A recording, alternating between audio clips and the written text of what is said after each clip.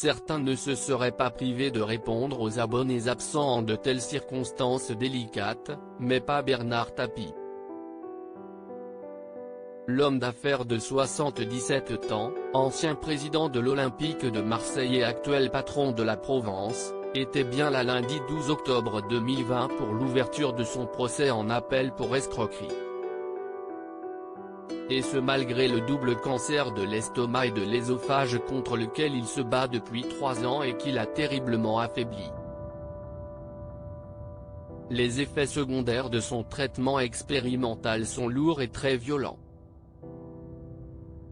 Accompagné de ses 2 avocats, Hervé Temim, grand avocat parisien qui vient de publier Secret défense aux éditions Gallimard, et Julia Minkowski, la femme de Benjamin Griveaux, Bernard Tapie a fait du Bernard Tapie.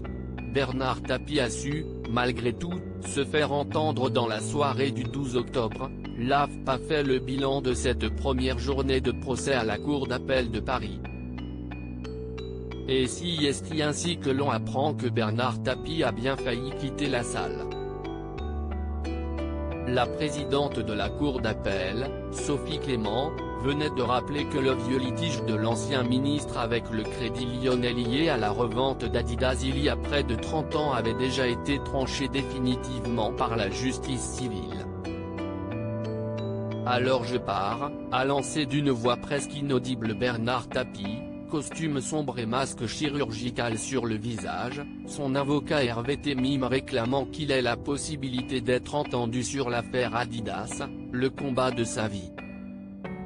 L'OPA, de son côté, la même passe d'armes dans son reporting de la première journée. Je me barre, tempête-t-il de sa voix cassée. La comédie, ça fait 15 ans que ça dure. Je me barre, je n'aille rien à foutre ici, écrit le média, en citant Bernard Tapie. L'audience s'est ensuite déplacée sur le terrain de la procédure. La défense de M. Tapie et celle de ses 5 coprévenus, dont l'actuel patron d'Orange Stéphane Richard, ont contesté la régularité de l'appel formé par le parquet, après la relaxe générale prononcée par le tribunal correctionnel le 9 juillet 2019. Les juges n'avaient pas retenu le détournement de fonds publics ou la complicité de ce délit et les avaient relaxés du chef d'escroquerie ou de complicité d'escroquerie, estimant que l'arbitrage n'était pas entaché d'une quelconque fraude. La validité du document d'appel, qui ne mentionnait que l'infraction d'escroquerie, a donné lieu à une vive passe d'armes entre la défense et le ministère public.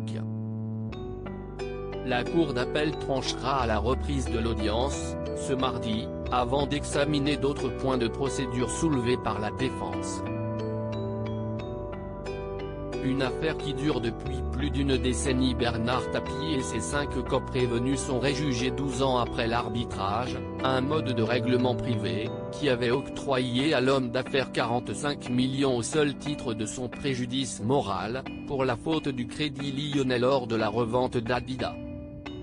La sentence arbitrale a été définitivement annulée pour fraude par la justice civile, qui a également condamné de manière définitive l'ancien patron de l'Olympique de Marseille à restituer les millions perçus.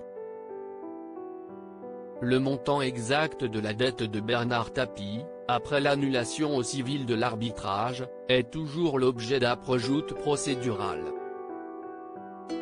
La Cour d'appel de Paris a estimé en février qu'elle s'élevait à 438 millions d'euros, mais l'homme d'affaires s'est pourvu en cassation. Dernier rebondissement, les sociétés de M. Tapie, en faillite personnelle depuis décembre 1994, ont été placées le 30 avril en liquidation judiciaire, ouvrant la voie à la vente de ses biens afin qu'ils puissent rembourser. Une décision dont il a fait appel.